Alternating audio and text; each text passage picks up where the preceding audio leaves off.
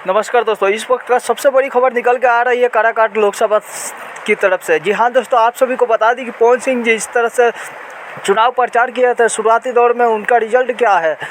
आप सभी को बता दी कि पवन सिंह शुरुआती दौर में आगे चल रहा है। जी हाँ दोस्तों, अपने विपक्षी पार्टी यानी कि उपेंद्र कुशवाहा से पवन सिंह फिलहाल में आगे चल रहे हैं शुरुआती दौर में। कितना वोटों से आगे चल रहे हैं मैं आप सभी को सब संख्या भी बताऊंगा। इससे पहले हमारे चैनल को सब्सक्राइब देंगे, प्लीज़ सब्सक्राइब कर दीजिए। जी हाँ दोस्तों, पवन सिंह फिलहाल में आगे चल रहे हैं और 1100 कुछ वोटों से फिलहाल में पवन सिंह उपेंद्र कुशवाहा से आगे चल रहे हैं। यहाँ पर सीधी टक्कर उपेंद्र कुशवाहा और पवन सिंह के बीच होता दिख रहा है।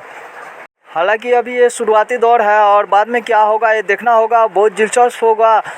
इसलिए पवन सिंह की समर्थकों से निवेदन है कि वीडियो को जरूर से जरूर लाइक करें, ज़्यादा से ज़्यादा फैलाएं। पवन सिंह फिलहाल में आगे है उपेंद्र कुशवाहा से। फिलहाल में पवन सिंह की जीत होती दिख रही है।